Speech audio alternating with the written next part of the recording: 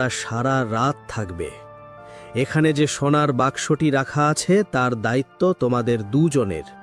সকালে রাজসভায় দেখা হবে। শুভরাত্রি। এই বলে বিদায় জানিয়ে তিনি চলে আসেন।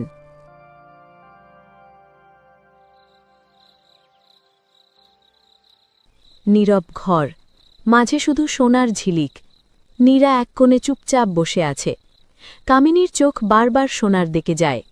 এত সোনা, এই সোনা সামনে রেখে কি চোখে ঘুম ধরা দেয়?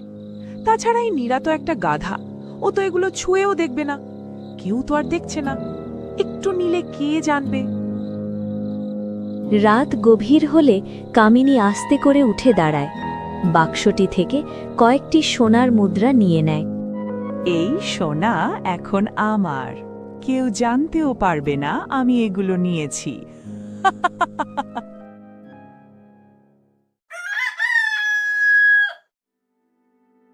সকাল সকাল রাজসভা বসে।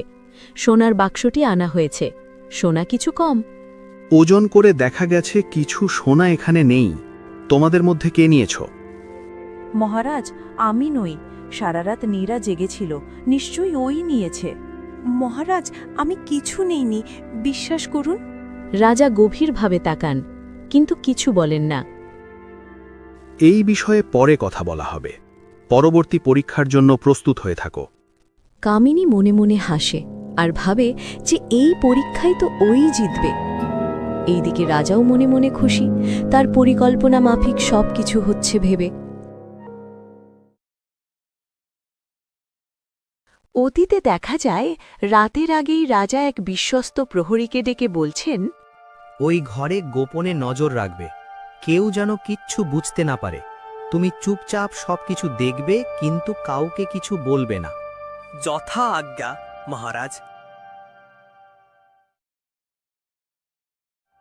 প্রহরী দূরে দাঁড়িয়ে রাজাকে নীরবে ইশারা করে। রাজা বুঝে যান সত্য তার জানা আছে।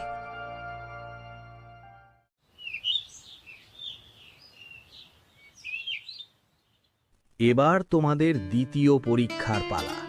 আজকে দুজনকে দুটো স্বর্ণমুদ্রার পুটলি দেওয়া হবে। আমি দেখতে চাই যে তোমরা দুজনে এই মুদ্রা দিয়ে কি কাজ করো এবং কতটা মহৎ কাজ করো। সেনাপতি, যাও এবং দুটি পুটলিতে স্বর্ণমুদ্রা নিয়ে এসো এবং এদের দুজনকে একটি করে পুটলি দিয়ে দাও। সেনাপতি কিছুক্ষণের মধ্যে দুটি পুটলি নিয়ে এসে দুজনকে একটি করে দিয়ে দেন। তারপর দুজনে ধন নিয়ে দরবার থেকে বেরোয় এবং বাড়ি চলে যায়। দেখ নীরা, আমি তো বলছি তুই কিছুই করতে পারবি না। এই